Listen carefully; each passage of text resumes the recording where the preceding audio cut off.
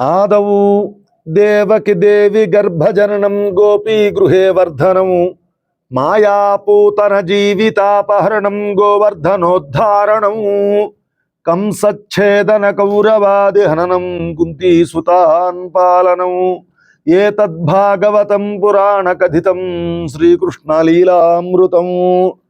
మన భారతం ప్రేక్షకులకు స్వాగతం. ఈరోజు మనం కార్తీక పురాణం 29వ అధ్యాయం చెప్పుకుందాం.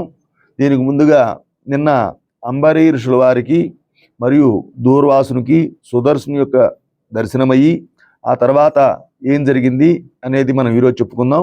దీనికి ముందుగా అందరూ కూడా ఈ యొక్క వీడియోని లైక్ చేయండి, షేర్ చేయండి, సబ్స్క్రైబ్ చేయండి. శ్రీ సుదర్శన చక్రము అంబరీషునికి అభయమిచ్చి ఉభయంలో రక్షించి భక్తికోటికి దర్శనమిచ్చి అంతర్ధానమైన వైనాన్ని చెప్పుకున్నాం. ఆ తరువాత అంబరీషుడు దూర్వాసుని యొక్క పాదములపై పడి దండ ప్రణామములు ఆచరించి పాదములను కడిగి ఆ కడిగిన నీళ్లను తన యొక్క శిరస్సును చలుకుని, ఓ మునిశ్రేష్ఠ, నేను సంసార మార్గమునందున్నటువంటి ఒక సామాన్య గృహస్థుడును. నా శక్తి కొలది నేను శ్రీమన్నారాయణుల వారిని సేవిస్తూ ఉంటాను. ద్వాదశి వ్రతము చేస్తూ ప్రజలకు ఏ విధమైన కీడు రాకుండా ధర్మవర్తనుడినై రాజ్యమేలుతూ ఉన్నాను. నా వలన నీకు సంభవించిన కష్టమునకు నన్ను మన్నించండి. మీ ఎడల నాకు అమితమైన అనురాగముండుట చేతనే తమకు ఆతిథ్యమీయవలని ఆహ్వానించి తిని, కావున నా ఆతిథ్యమును స్వీకరించి నన్ను నా వంశమును పావనము చేసి కృతార్థుల్ని చేయవలసింది. మీరు దయార్థ హృదయులు ప్రథమము కోపముతో నన్ను శపించినను మరలా నా యొక్క గృహానికి విచ్చేసి ఉన్నారు. నేను ధన్యుడనైతిని. మీ రాక వల్ల శ్రీ మహావిష్ణువు యొక్క సుదర్శనమును చూసే భాగ్యము నాకు కలిగినది. అందువలన నేను మీ ఉపకారమును మరువలేకున్నాను.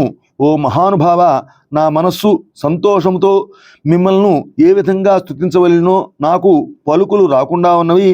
నా కండ్ల వెంట వచ్చు ఆనంద భాష్పములతో తమ యొక్క పాదములను కడుగుతూ ఉన్నాను. తమకు ఎంత సేవ చేసినను కూడా ఇంకనూ రుణపడి ఉంటాను. కావున ఓ పుణ్యపురుష, నాకు మరలా జన్మ రాకుండా ఉండేట్లుగాను సదా మీలాంటి మునుశ్రేష్ఠుల యందును శ్రీమన్నారాయణుని యందును మనస్సు గలవాడనై ఉండునట్లుగా నన్ను ఆశీర్వదించండి అని ప్రార్థించి సహపంక్తి భోజనమునకు దయచేయమని ఆహ్వానించారు. ఈ విధముగా తన పాదములపై పడి ప్రార్థిస్తూ ఉన్నటువంటి అంబరీషుని ఆశీర్వదించి దూర్వాస మహాముని, ఓ రాజా, ఎవరు ఎదుటివారి బాధను నివారించి ప్రాణములను కాపాడుదురో, ఎవరు శత్రువులకైనను కూడా తమ యొక్క శక్తి కొలది ఉపకారము చేయుదురో అట్టివారు తండ్రితో సమానమని ధర్మశాస్త్రములు తెలియజేస్తూ ఉన్నవి. నీవు నాకు ఇష్టుడవు, తండ్రితో సమానమైన వాడివి. నేను మీకు నమస్కరించినచో నాకంటే చిన్నవాడి ఒకటి వలన నీకు ఆయుక్షీణము కలుగుతుంది. అందుచేత నేను నీకు నమస్కరించుటలేదు. నీవు కోరిన ఈ యొక్క స్వల్ప కోరికను తప్పక నెరవేర్చెదను.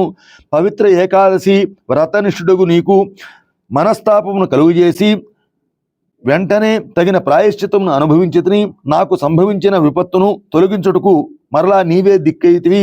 నీతో భోజనము చేయుట నా యొక్క భాగ్యం కాక మరొకటి అవుతుందా అని దూర్వాస మహాముని పలికి అంబరీషుని యొక్క అభీష్టము ప్రకారము పంచభక్ష పరమాణములతో సంతృప్తిగా విందారగించి అతని భక్తికి మిగిల ఆనందించి అంబరీషుని దీవించి అతని దగ్గర సెలవు పొంది తన యొక్క ఆశ్రమానికి వెళ్ళిపోయారు. ఈ వృత్తాంతమంతయు కూడా కార్తీక శుద్ధ ద్వాదశి దినమున జరిగినది. కావున ఓ అగస్త్య మహాముని, ద్వాదశి వ్రత ప్రభావం ఎటువంటిదో, మహత్యము ఎంతటి మహత్యము గలదో గ్రహించితివి కదా. ఆ దినమున విష్ణుమూర్తి క్షీరసాగరమున శేషశయ్యపై నుండి లేచి ప్రసన్న మనస్కుడై ఉండును. కనుకనే ఆ రోజు అంతటి శ్రేష్టతయు మహిమయు కలిగి ఉన్నది. ఆ రోజున చేసిన పుణ్యము ఇతర దినములలో పంచదానములు చేసినంత ఫలితం కలుగుతూ ఉంటుంది. ఏ మనిషి అయితే కార్తీక శుద్ధ ఏకాదశి రోజున శుష్కోపవాసం ఉండి పగలల్లా హరినామ సంకీర్తనతో గడిపి రాత్రంతయు కూడా పురాణము చదువుతూ లేక వింటూ జాగరణ చేసి మరునాడు అనగా ద్వాదశి నాడు తన యొక్క శక్తి కొలది శ్రీమన్నారాయణుని యొక్క ప్రీతి కొరకు దానములిచ్చి బ్రాహ్మణులతో కూడా భోజనము చేయును. అట్టివానికి సర్వపాపములు తొలగిపోవును. ఈ యొక్క వ్రత ప్రభావం వలన ద్వాదశ తిథి యందు శ్రీమన్నారాయణునకు ప్రీతికరమైన దినము కావున ఆనాడు ద్వాదశి గడియలు తక్కువగా ఉన్నను ఆ గడియలు దాటకుండానే భుజించవలసి ఉన్నది.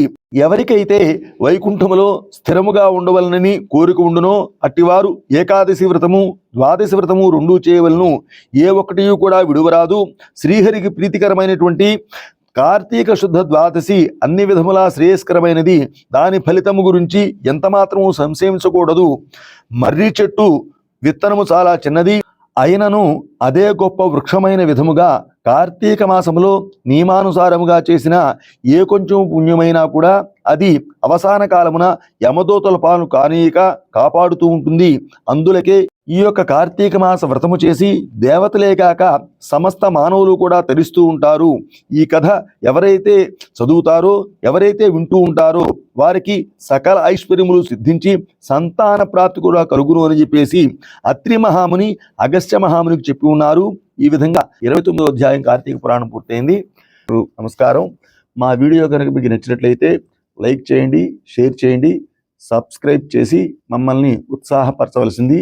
శుభం భూయాత్.